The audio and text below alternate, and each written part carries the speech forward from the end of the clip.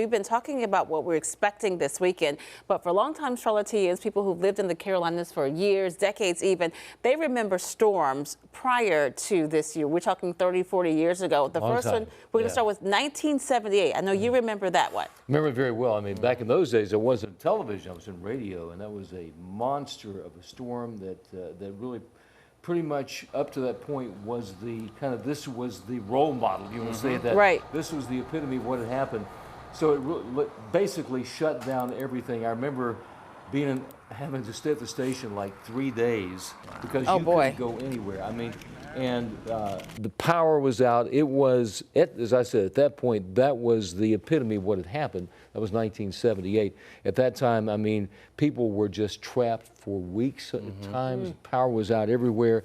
So it was a big one. The other thing is interesting, we skipped from 1978 to, I kind of want to say 1993 for a moment. The storm was called the Storm of the Century because in Charlotte, that started out as ice and then snow. And it pretty much shut everything down. And not really an ice storm, but it was part of the history. And then obviously 2002.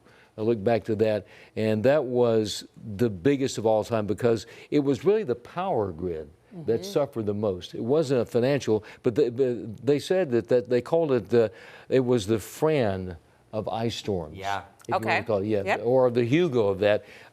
More people without power than had seen at any point in any storm in the state in that storm in 2002. Yeah, and what's really interesting about that, you said the Hugo, it actually knocked more power out than it did Hugo. Now, of course, the population difference is different. It's up to about 2 million people that lost power at that point. And I was actually talking to my neighbors who have lived here all their lives, and they said every minute at one point you could hear a branch crack in the woods behind. They were just cracking everywhere. But also at that point, there was still some leaves in the trees, so the ice weighed everything down. Yeah, it was early December. So I remember that. I was looking for a TV job, and I remember living with my cousin. It was like, are we ever going to be able to get out? Just because the roads just weren't safe. You couldn't do it. I wrote down a quote for that I'd saved from back then. This is from one of the spokespeople from the power company saying, there's a mangled mess of trees and power lines. Wow. That's a quote from, and you know, you have to give those folks who are out in the middle of all this trying to restore power. Yes. But it was just every tree canopy in Charlotte was greatly affected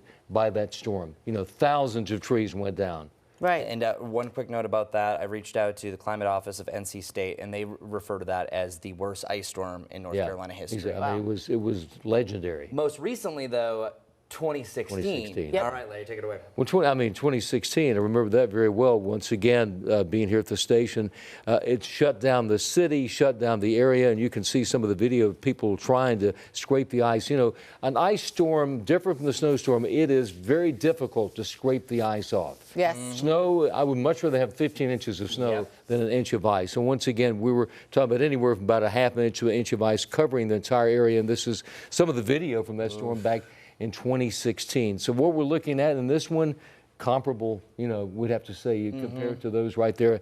And I would, you know, you can see this is the terrible tragedies that happened at that time. Millions, I mean, hundreds of thousands without power in the Charlotte area. And this storm we're going to be dealing with now, I would have to say, I hate to say to compare it, could it be like 2002? Yes. It could be. Yeah, and the way that I'm kind of ranking these, we're going through all those different events, this I think is going to be at least top 3. Because what Larry just mentioned, you'd rather have the snow. Well, you have sleet at first, but the problem is you're going to put ice on top of that. Yeah, right. It's just a glaze Not a of good ice. combination. Not a good thing. I mean, and it's difficult to maneuver in that.